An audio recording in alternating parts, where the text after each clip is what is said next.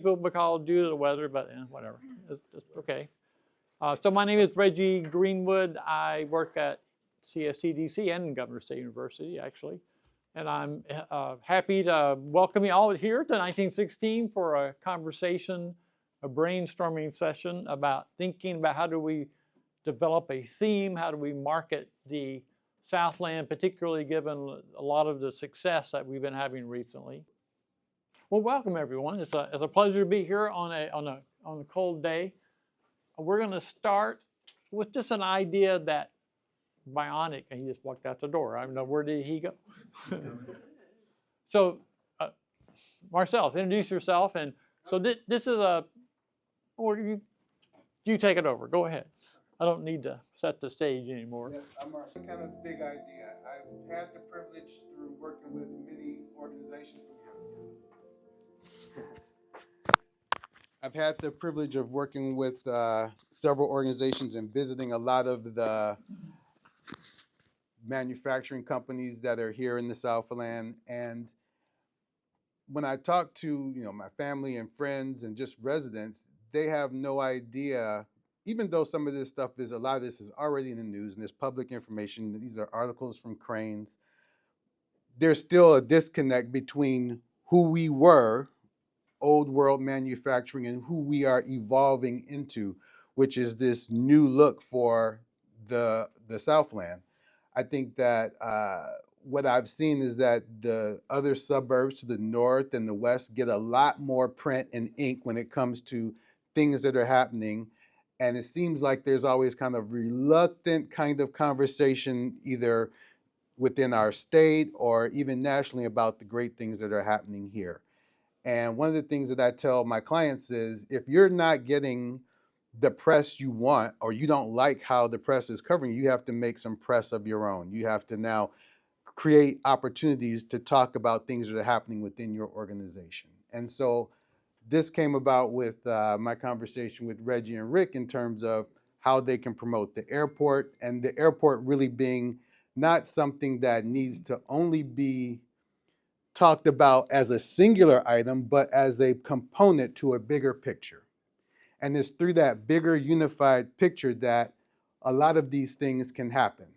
I am still very new to this region, although I grew up here. I went to college in Texas, and I went to work in entertainment in Los Angeles. So I didn't come back to the Chicagoland region until post-COVID. So technically, as an adult, I've only been here 4.5 years. Prior to COVID, my family and I were living in Kuwait, and I was doing marketing there for British and American brands.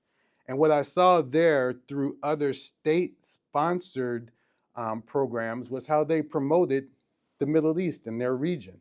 I saw how Dubai had their plan for 2030 and the things that they wanted to do after the oil subsidy, after the oil money kind of runs out.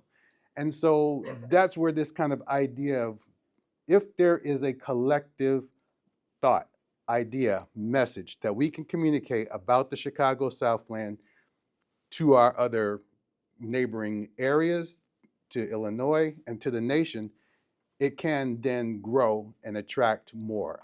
We already have a small footprint, and I had Lion in there, and I know Lion Electric has had some problems, but there's another company that's come in its place, and there's other companies that are coming to the Southland that are definitely investing here and finding the value in this great region. So that is the big idea that I had for this conversation, and I'd love to hear questions or any thoughts that you guys might have. Say something, Sandra. Good morning, everyone. My peers here with OAI, 12 years ago, when they opened a small office in the village of Park Forest, they hosted a seminar for high school graduates and early college students about a 10-week program that they would pay for, that provided clothing and safety, clothing and transportation and childcare, and the students wouldn't come. And so then their moms came with them, or their dads came with them, and we met with them off-site, and we tried to explain to them that manufacturing was coming back, and this was a program that was going to pay or an educational component for them, and then provide jobs for at least 90 days into a training program. And they looked at us like we were from another planet. And now, 12 years later, there's this exciting program in downtown Park Forest and people still don't know about it. And we're still trying in the Southland to grow, especially the Park Forest component of it. And so now NICOR has helped with the NICI program, and the Park Forest Richland Park Neighborhood Network is helping. And we're still trying to find young people who are looking for job opportunities outside of the college track. So more, how do we can, Angela, what do you think? Looking at me, what's your thoughts about a regional marketing, how we might do this with the theme that Marcellus is talking about? Yeah, I mean, I agree. I think it's not only just attracting the employers, obviously, it's attracting the workforce, it's attracting the students, the families. I think a big part of it too is making sure that we put in there the opportunities for the younger, the future leaders and the future workforce. Those are not always made aware of. Right. You know, and it's difficult, I think, to get the word out about that. Right. I mean, that was a part of kind of our discussion as well, is that you have companies like Goshen and these other international companies that are coming here. Well, they're looking for 2,500 jobs. And how do you find, and this is not all like high skilled labor. They're willing to train people where they are and let people grow into a career. And so it is about bringing some talent that is in other places back to this community through jobs, through opportunities to, have a good life, to have the home that you want, to send your kids to a good school. And I think that this communication, what I'm seeing is that it can start with our residents. It can start with a message that is simple and that can grow on, because I think that it would be built upon by political leaders and the people who are actually pitching our region to the big companies, whether it's from the governor or our regional leaders. But the point is that I think that this conversation has to start with us on some level. It has to be, this is who we are. This is the great things that are here. One of the things that I try to do is always show the Southland beautiful. If I have to get up and get a sunrise shot or stay out late and get a sunset, is because when you see us in the news, it's always just kind of some bland, kind of uninteresting location.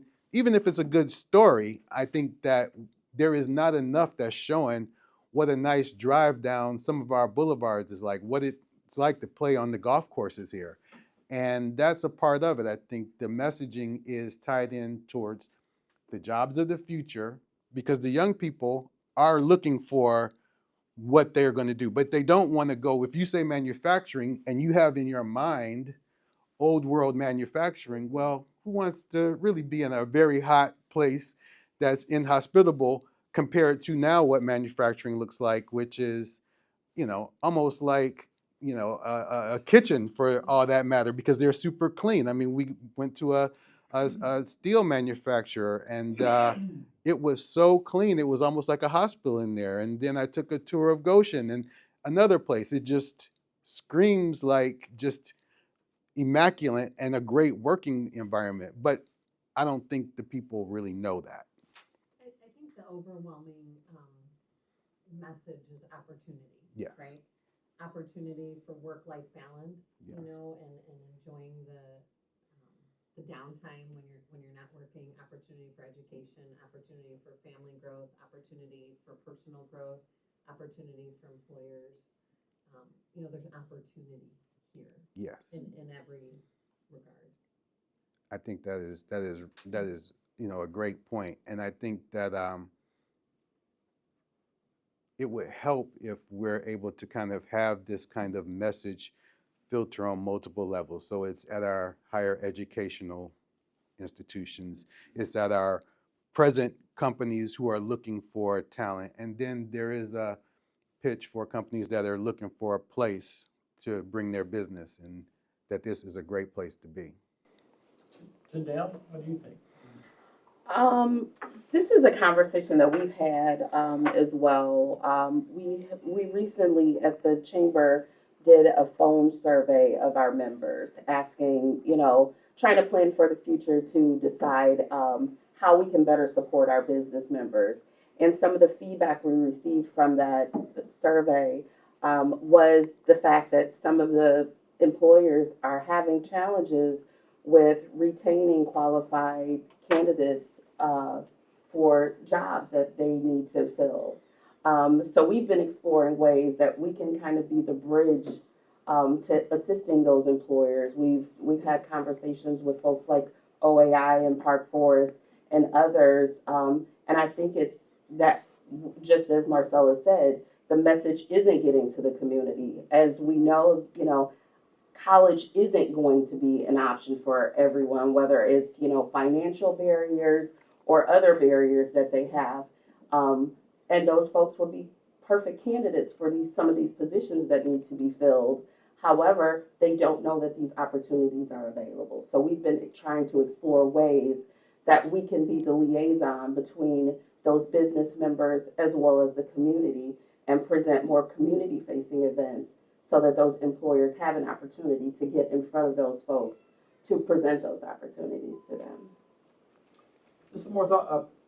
In terms of, Katrina, in terms of marketing our sub-region of the state, what do you think about how the Southland can best work with you and your colleagues about I people will being say, aware of our area? we at Intersect Illinois, we want all the good news stories. So we're constantly telling our EDOs, any announcements, anything, send that to us, because we want to get over the negative stories that is the clickbait and people are constantly putting out, that there's so much more going on. Right. So we always encourage everyone to tell the good. It's easy to talk about something that's wrong, but when we do have something that's great, amplify that, share those stories. So we have our marketing and comms team at Intersect Illinois is constantly looking for those announcements, happy to share those, tell that story. Each month, our monthly newsletter, now we highlight a local, like a region or local EDO, where we're condensing all the great news happening there. And Nice. our comms team was like, it's amazing how easy this is, that there's so much going on, but people aren't, like, something that might not seem like it's that big of a deal, like, it's important. It Right. all adds up, and it's all contributing to, once again, telling this story about the Southland. So I absolutely love the idea of, putting a focused, coordinated effort into a marketing campaign for this. I think, the idea of focusing on workforce and the people, I would also say and really challenge you to focus on place and sites. So as the state's economic development organization, our product at the end of the day is sites. Right. Companies that are looking at Illinois, they need somewhere to be. Right. So it all, it's parallel tracks all leading to that end goal of people, power, but also place. So site readiness, so really highlighting what some of these locations are, the benefits of these sites. I mean, the infrastructure here is phenomenal. Right. But just starting to aggregate that data and putting a focused effort forward in, what are these sites? And Reggie's doing a great job of identifying some sites that haven't been on our radar. As we start to see these new industries, and I know manufacturing, we talked a little bit about historically manufacturing sounds dirty, Right. It's not attractive. We use the term advanced manufacturing. Right. So it's just kind of putting that, it's a kind of catch-all for Yes. some of, the different components of it now, that there is this very focused tech side to it. That there is a skill level and training involved that, it takes, once again, marketing and information to get people up to speed with that, but the state is investing in that as well. So I think as a region, putting an effort to align with what the state's already doing could be like that double. No, that's great. Well, the comment, Michael, do you have any, what's your thought? So I'm in banking, so we lend money to privately held companies in this area, but not exclusively, but majority. So we do marketing and we manage the credit side of it. So on the credit side, the number one thing that we are being banged on every single day when we're trying to manage the portfolio is what, if any, tariff risk is out there for companies. And I can 100% tell you that we have no idea what the risks are, and most of our companies don't either. Right. The idea behind that is that they're not buying directly from somebody in China, Canada, or whatever. They're buying from someone, but they don't know where that other part comes into this. So the predominant theme has been trying to onshore supply chains and to relocate domestic manufacturing into the States. And I would say from our standpoint, one of the maybe niche things to be able to say is that, hey, if you are thinking about relocating your supply chains and onshoring manufacturing or onshoring whatever from God knows where, this is a good spot to be. Interesting. We went to the Select USA, which is the U.S. Department of Commerce attempt to attract foreign direct investment. Yeah. And we found several companies interested in meeting with one, two. And then I'd say, like, we're in the first quarter of the first quarter. Yeah. Like, this is not subtle, this is gonna change day by day. Right. And the uncertainty is driving decisions on this. In terms, Bill, you have some thoughts in the marketing in the Yes, region? and sorry, I forgot your name. Katrina. Katrina. What Katrina was saying was about, real estate, locations, that type of thing. I think that needs to be the focus, and it needs to be, maybe the message needs to go to potential people coming in or manufacturers maybe looking to relocate. Of course, we all know, it's no secret that Illinois is one of the toughest states to do business in because of, the high prices, that type of thing. People are leaving Indiana. We get a lot of people that say, want to get out of Cook County, just over the border, so you have that advantage, that lower taxes, easier to deal with. But to me, the message needs to be about sites, to what she was saying. You've got all of these kind of empty spec warehouses. I mean, we have one in Moni that's like 850,000 square feet.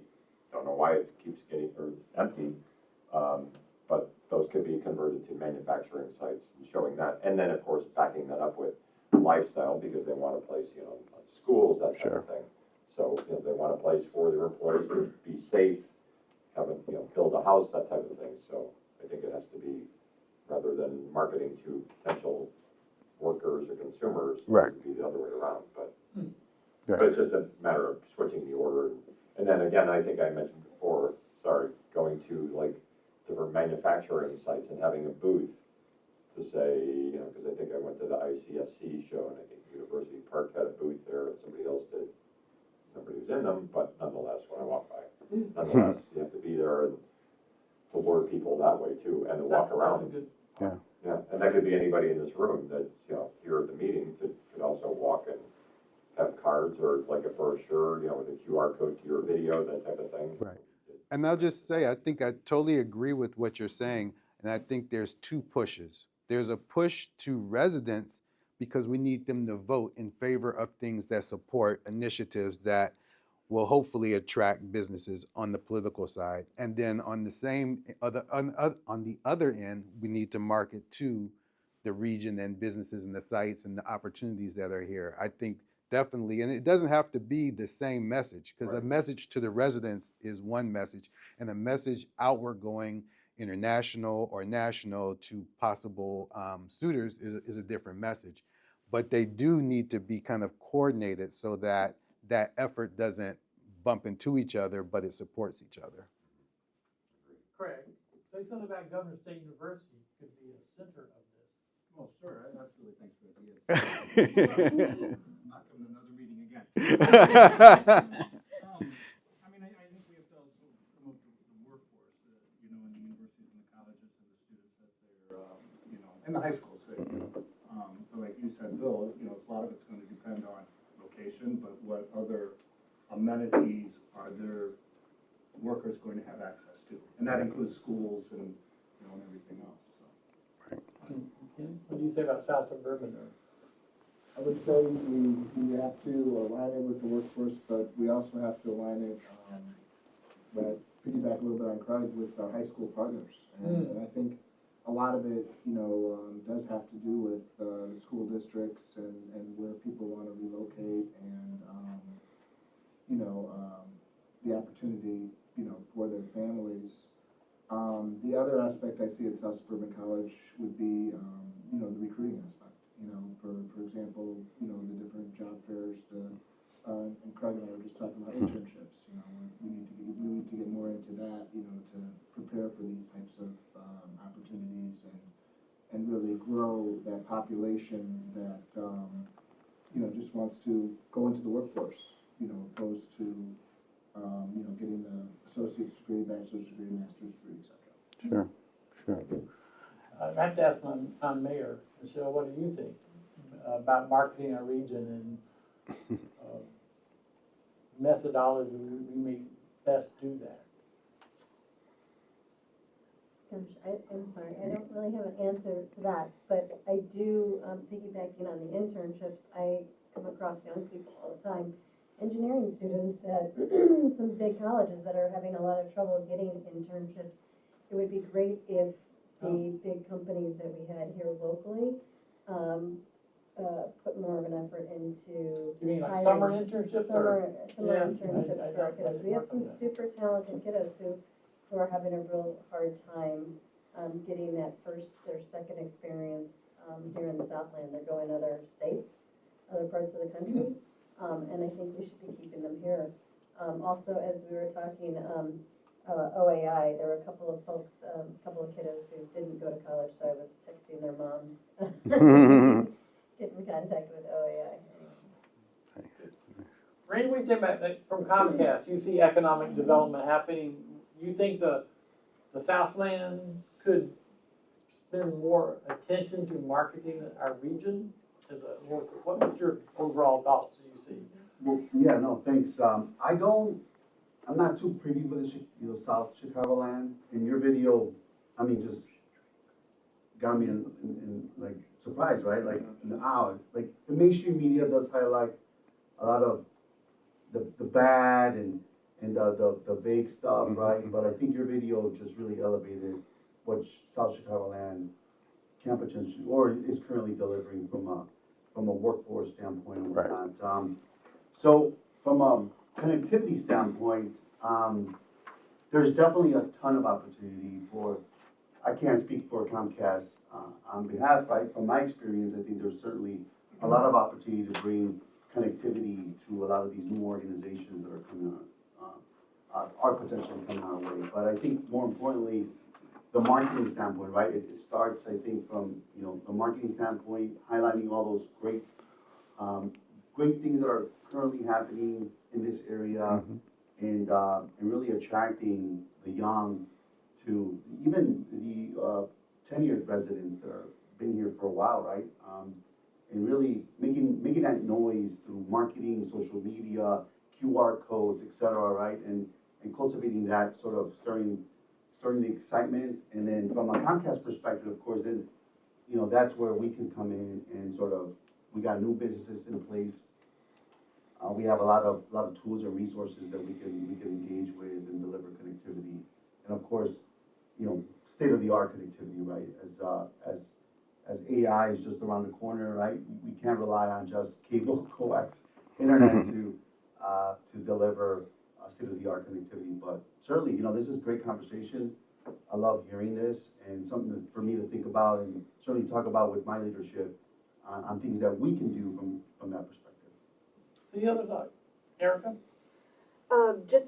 It's kind of a chicken and an egg thing, I think sometimes. Marcelo, I really like how you talked about showing the beautiful side of the Southland. Because the challenge is say Google wants to come in and put up some sort of facility, and they're gonna create 2,500 jobs.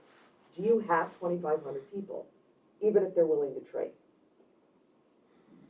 That's kind of the challenge that a lot of communities are coming up against. They want to attract a business, but if they don't have the workforce for what that business needs, they can't locate there. Right. So economic development is different now than it was in the 70s. In the 70s, somebody built a manufacturing plant and the people come, they follow. Younger people don't do that anymore. They choose where they want to live first, and then they find a job. Mhm. And that's the advice I've given my own kids. Find out where you want to live in the country and then find a job, because it matters. So attracting people to the area Right. is every bit as important as attracting the manufacturing Right. or the industry. Really, Because I do always the opposite of that, but I think I'm wrong. I think it's that wrong. it's just, it's a different world now. The younger generation aren't just staying where they were born. Right. You know, it's an open world, and they go off to college and they're like, oh, I really like, this, I really love the West Coast, or I love New York.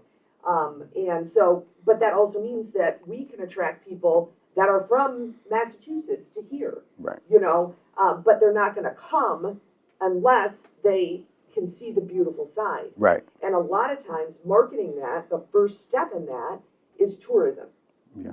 Get them into your community to experience something as tourists. Yes. They're like, oh my God, I love this area. Right. We should think about moving here. So Right. it's kind of a shift in mindset. Mhm. And I think you hit it with, you've got to have the workforce in place for these people. Right. Otherwise, the business literally can't come. And I've Right. seen it happen in a lot of communities, Right. particularly like more rural communities. They're like, oh, we'd love to put this here, but they only have, their unemployment is 3%, and they just don't have the workforce. And people would have to drive an hour to work. And people don't necessarily want to do that anymore. So. And I saw through COVID how people, and I'm one of them that relocated here through COVID, and you just find that there was a family that we met that was in California, and they saw this beautiful house online, and it's like, they like modern architecture. It's a modern home, and they ended up buying this home for like half the price of what their home was in California. But they find us once they have kind of a need to get out of their present situation, or they're ready to have a family, and now they need good schools and affordable housing and all of that. So no, I totally agree. I think, I participate with a lot of events in the city that are around creatives, and there is no problem, as we know, finding talent in the city in certain sectors. They're just all over the place. The trick is, once they become 30 or married or have a family, how do we get them out here, and what opportunities out here exist so that they can live out here, be close to home, work, and have a nice work-life balance. And I think that that's part of the message I'd love to help get out, is that there is great things happening here, great areas for you to live and for your children and your families, but also to work. I'm sorry, go ahead. No, just real quick, of course, Chicago has tons of stuff to do, and I go there often. But I have also talked to a fair amount of younger people in their 30s or what have you, that live in the city, work in the city, hospitals, what have you. Say, I'm sick of the city, the crime that's going on, the stuff, whatever, it's in pockets, right? Every big city has crime, of course, every city. But again, I also talk to manufacturers that say, we want to get out of Cook County because of the taxes, and they're so hard to deal with. So how do you market that positively? Like in Moni, we just say just 35 minutes south of Chicago. Sure. Just to say, okay, we're close enough that you can live. And I would agree with her that who wants to drive an hour? I used to do that every day, and I was like, was I nuts? But you go where the work is. But after a while, it catches up to you, and you just say, I'm not going to do that anymore. I'll take less money, work in the suburbs or close to home. Right. So, and it is a lifestyle. It's like, again, I was just in California. I was on the West Coast. My daughter moved to San Diego from Chicago because she wanted a nicer place to go. And it's Right. gorgeous, Right. expensive, but Yes. still, it's, what is there to do? So it is definitely the chicken and the egg, so. In the work I've done, I've kind of ignored tourism. Jim Garrett's been around, he's no longer there, many of us know Jim. But maybe I was wrong about that. It's a huge, tourism. I'm gonna make a confession. I live in Northwest Indiana, so I live across the border. But We have you're an working office here, you have an in- office over there? Yes, we are committed to the Southland. But Northwest Indiana is very much like the Southland as far as the, demographics, the type of industries. It's really kind of the same. And it's the tourism that brings people to our area. It's our beaches. It's the things to do. And it's, I mean, and then people fall in love and they decide to move there. Right. And then also in the Midwest, what I've noticed is a lot of times the young people, they have this desire to go, almost, you know, like, what is it, that the Amish go for a while and then they come back? I think kids have that, and they'll go to New York, they'll go to Chicago, and then they get sick of it. And once they have kids and once their parents start aging, they decide they want to come back home to the Midwest. And it's how do we get those kids to come back after they've done their, you know, go to the big city. And that is a, you know, can be a real draw because they do. They want to come home and be close to their parents, and they don't want their kids to grow up in a big city. They want a backyard. Right, right. And sorry to interrupt. Just to piggyback off of what you're saying, if you look up the South Shore Convention and Visitors Authority in Northwest Indiana, they do a really great job of unifying the entire region and branding it so every community looks the same. Right. When you think about Northwest Indiana, you think about their branding. So what are some ways, Marcellus, that as every community can adopt like a brand package, what are some ways that we could unify the branding to get it blasted out? Sure. So when you think of the Southland, you think of new tech manufacturing, you think of the workforce, you think about how gorgeous it is. What are some ways? I mean, for me, I see it, since I'm here working day to day, I see it as a marketing message for the region first. And the reason why is because each community has its own identity, its own charm, and that will stand on its own when people go visit. But I think what I'm seeing at the business level is this need to show the good things that are happening right now and to change mindsets when you think about the Southland from the manufacturing of old to the manufacturing of new. And I think that's a simple message that each community can support, because I think when you dig in deeper on messaging, it can get muddy. And so, but if we stay around, you know, all boats rise when the tide rise, then that is the simplified, easy community Southland branding that works. And then people, look, if you get a job and your place of work is off one of the freeways, you have multiple communities to choose from where to live. But we need to get them here and have good jobs, the people who can afford housing, and keep the communities at the standard that we want. I'm gonna just take a little pivot. I gave 2 facts about Apple in the video. And the reason why I threw it in there was because while I was kind of putting all this together, I came across this book, Apple in China. And I have a lot of books in my office. All of them are about design, marketing, and food. This book has been a good read because I'm a diehard Apple fanatic. But now being here and talking about manufacturing, when you hear the story of the last 10 years of how Apple has grown, and then now how much investment has gone outside of not only the US, but specifically here, it's a page turner. And I highly I'm gonna have a little handout and a QR code, and you guys, I highly recommend it. He's doing a bunch of videos. His name is Patrick McGee, the author. But this is not to beat up Apple or say anything bad about them. This is to say advanced manufacturing is coming here, and it's already there. So when you see companies that are coming here from overseas, now they're sending us to go over there and learn how to do it, when Apple started sending their high-tech engineers over there to train the people. So now it's kind of this reverse thing happening that I'm seeing, where you have companies that build batteries and they're using the same manufacturing that they learned from building smartphones.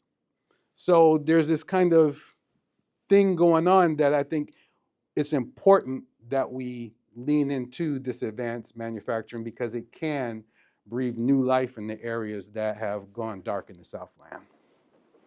So to kind of move toward we're not going to conclude anything here. This is a brainstorming session about, and it was interesting to organize all of our thoughts about how to make this happen. I'm gonna go to, anybody else have any more thoughts? Chris, do you have something to say I about? was just wondering, in terms of, the people, and getting that workforce there, are you reaching out to the kids when they're juniors and seniors in high school, or when they're freshmen and sophomores, and planting some ideas, one, about opportunities in advanced manufacturing, two, in terms of retention, these young people are gonna wanna just see a pathway, I think, not just a job. Okay, I'm entering this as an 18-year out of high school, maybe I'm going to community college to work on, a basic advanced certificate, working my way towards an associate's. There's other options. You can get that associate's, you may be able to go into the purchasing side, you know how to read blueprints.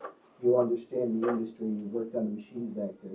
You're just not in one portion. It's how do you sell the industry opportunities? You may start on the floor there, but you can get that associate's degree. You can go on from there and, maybe be head of maintenance instead of just a foreman or one of the maintenance group.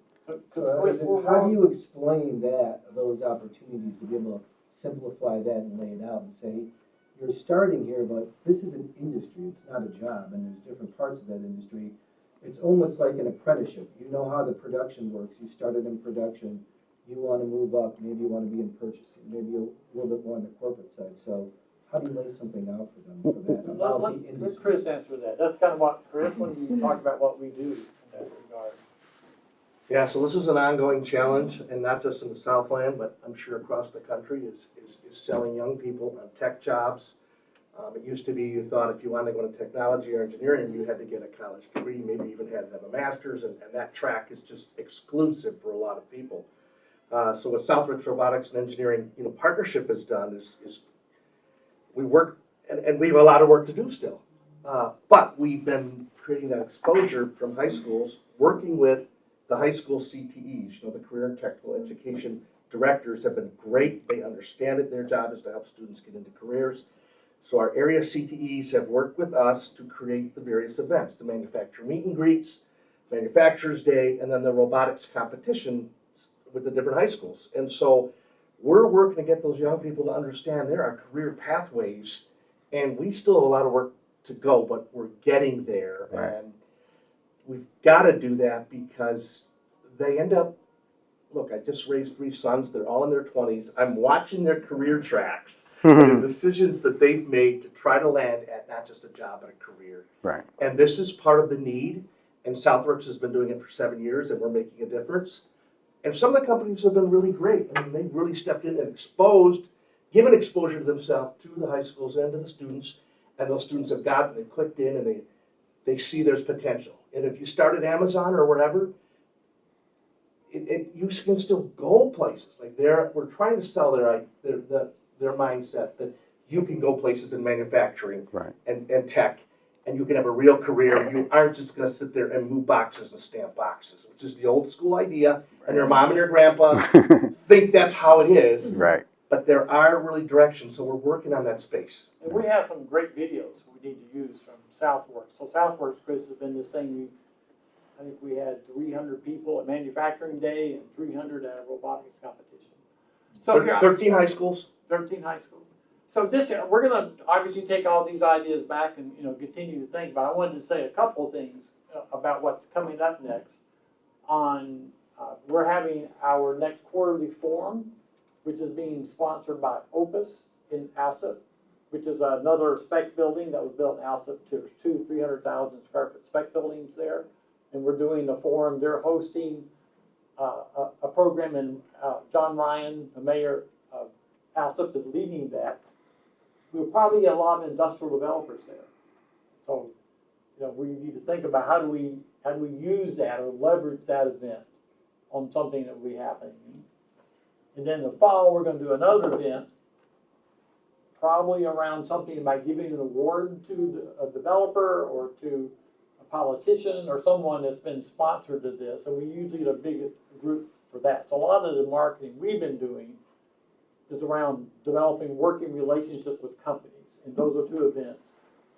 What I think Marcellus and we're all talking about, how do we develop a better theme that we can use and video works, right? Don't Oh, you have to have video to You have to have Microsoft everything. now. Yeah. Why It's gotta not? be, well, it's gotta be print, it's gotta be video, online, all of the above, it has to be everything. It can't Yeah. just be one, like a video. Right. It just be, but the Right. thing we haven't, I mean, to have videos makes it, I swear to God, makes it more real to have a video. Oh, sure, absolutely. I'm saying Yeah. it has to be all inclusive, everything, not just one, Sure. a business card. It's gotta be everything. Right. packaged. It would be a package. It would be a full campaign. And just to the two comments that just came of how do we get this to the young people, the way I kind of thought about it was that this is just a big idea campaign with a message that goes to the partners. And so OAI will take that message and the components of it and filter it to one group. The Chicago Southland Chamber will take that message and then filter it to another group, and so on and so forth. So there's a big idea message about, the great things that are happening. Come to the Southland where, the future jobs are already exist. And then now you run with it on these tracks that apply to our senior citizens who are going to vote on things that matter when it comes to what happens in the Southland, and to our youth to attract them to jobs, and then to our companies that are out of state or out of the country. This is kind of a message that bends depending on who's carrying it within this Southland, partnership. So, kind of concluding, we'll keep this conversation going. We'll continue to have these monthly meetings, and we change topics on this. I do want to give a little bit of a shout out to 1916. This is the space we developed. This training room is for rent, or unless you're a member, then you can use it for free. But think about this as an opportunity, because you can see we have speakers and we have a great screen. We can Facebook out of here. We actually have fiber into the space from Comcast. We have high-end fiber. So you can use this space for training. We have really great companies. We have a construction company, and right behind us is Revered electric vehicle charging company doing a lot of work in our region. We have Bionic, and we have the Chamber and RDC. So this space itself has become a place that we can promote the region and learn from each other. I really appreciate the number of people who are here, and we keep coming. We're going to keep doing this. Just be aware of emails from us about work. Next one being the quarterly forum in Opus. And so we're making things happen, and we're making it together. Okay, Michael, do you have any concluding comments for what we're doing? One thing is kind of interesting cross-section in this room. There's 3 counties represented in one aspect or another. You've got a state of Illinois engine that is pumping life into a development program. We've got municipalities, we've got utilities, got a really interesting cross-section. I put that back on Marcellus and you to look at who was here today and make sure that if not everyone will have the time or the level of interest, but to move forward on something immediately. I don't mean a product, but I mean a discussion that continues what started today. The other thing is you really need to know your market, and that as a consequence of that, and the youth, the young end of it is, it's like Jello on a wall, I mean, nailing it. They're all things in all directions.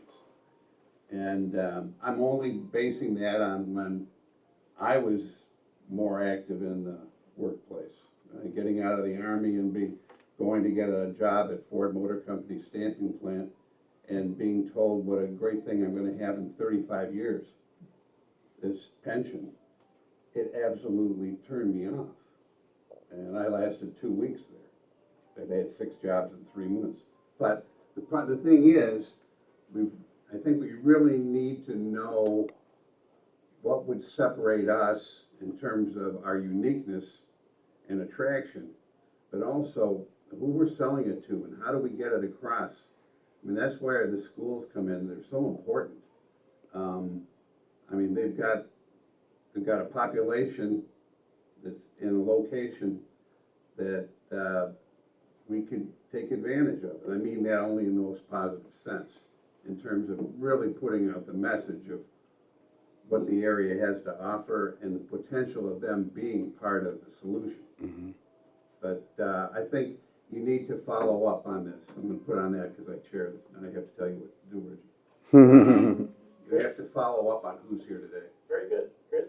Yeah, I just pulled up some map stuff. How many, it looks like there's am I correct in saying there's a decent amount of metro stops around here? Metro Homewood, Metro Calumet, Boston? Yeah. I mean, you could have manufacturing, you could still recruit the young people that are working downtown to be able to get downtown via metro. Oh, So yeah. you can have a mix of people who live and work here. Metro Station right over there. I don't, chop my head off when I say this. I think it's safe to say that everyone in this room, probably our children, are college bound. And I think that there are some communities in the Southland that are overlooked when it comes to opportunities. Some of those folks aren't aware of these things because we aren't taking those messages there. We're staying in, most of our work is siloed. We're staying in the communities where we are, where we're safe, and our children are growing up in those communities. I think that we need to promote these same messages that we are giving our children in those communities that are overlooked as well, because those are the people that probably will benefit more from these workforce development and these other training programs that are available. However, we're not getting the message to them because we're not focusing on them. Excellent. So one thing to say, I like what Michael, when you said, we have a reach. I'm just saying that, like my buddy Mark talks about, we really have become a network of networks. Right, I mean, we're into high schools, we're into colleges, we're into manufacturing companies, we have relationships with real estate brokers. And the work I did at Governor State University, my network exploded with, I know every college, every university, around the area. But we do have a base from which we can work with. Question is, how do we work? I think a question is, how do we work together with, Marcellus to have a thematic that is consistent, that builds the region. So we're going to keep working on that. I really appreciate you guys coming, and we'll keep advancing the Southland strong, advancing the Southland. It's interesting to say we're the whole region, but I-57 is what's gotten hot.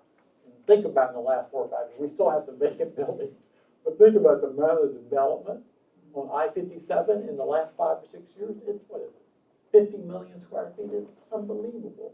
And we've adopted 57, we've adopted Kankakee as part of the Southland and stayed, all the way from there. And I like what Marcella said, quantum.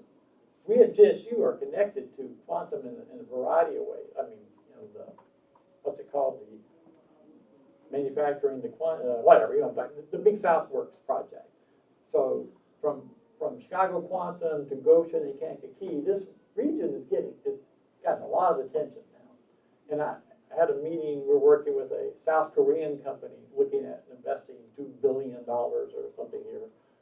And they asked me, can you get 700 jobs here? Absolutely. Well, I mean, you're saying it's not easy, and Goshen is trying to hire 2,500 jobs, right? 2,500. Yeah. I was just going to have you point out that the South Korean engineering team came in, and this was their hub for a week, doing all of their due diligence. Yeah, so this space is working as a space. I mean, we at CSCDC had a lot of debates about spending money to paint and carpet and put all this stuff together. And, it was a struggle, but I think it was worthwhile. I mean, the place does have a kind of a nice, people do enjoy coming here, I think, so that's good. Okay. Reggie, when is the forum again? June 24th. June 24th. I knew that. June 24th. And where is it, Reggie? Thank you very much. It's at Opus in Alpha, Illinois. All right, and they'll be getting a notice on that. There's we do lots of emails. Right, and this Opus is one of our big, LPC and Opus, Mark Venture, Mark Good, all these people are out here now. if somebody wanted to sponsor a golf trip with all these developers, I'd be happy to take them, by the way. Just saying. You're such a giver. You know, by the way, Eagles Hospital is having this big outing at Cog Hill. It's only $2,800 for a course. Well, Chicago Southland Chamber of Commerce is golf outing August 18th, 2025. It's much less than $2,500. Does anybody else have an event they'd like to broadcast to the group? That'll cost you an extra cup of coffee. How many golf courses are in the region? Oh my goodness. There's just one I play at. Yeah. They're lots. Yeah. They're like Golf Central, right? You know, we have the great Lincoln Fields Country Club in Flossmoor and Idlewild. The Convention and Visitor Bureau every year puts out a book with all the amenities in the south suburbs, including the golf courses. Some of the copies are out on the table out there. So, you know, it's really interesting the work I've done. I have definitely ignored tourism. So it's not, I've always been jobs first. You know, industrial jobs, manufacturing jobs. I've worked to develop relations with manufacturing companies, industrial developers, and education is part of that. But I think I missed something. I think that's a good thought. Reggie, how can you not put the Pope's table at a real? Oh my God, you're right. Popes. Did you hear that? We need a celeb. We're the whole. Oh yeah, I heard that. Yeah, I see the sign when I drive by it. Yeah. That should be the sign, just kidding. I think it should be out there. I mean, that's really. That's a thing. That is a thing. We'll make a pilgrimage for that. If we could get the Pope to come to his home. Oh my God. Just for John. There you go. Marcellus. I'm on the phone with the Vatican. There you go. Yeah. Right. Yeah.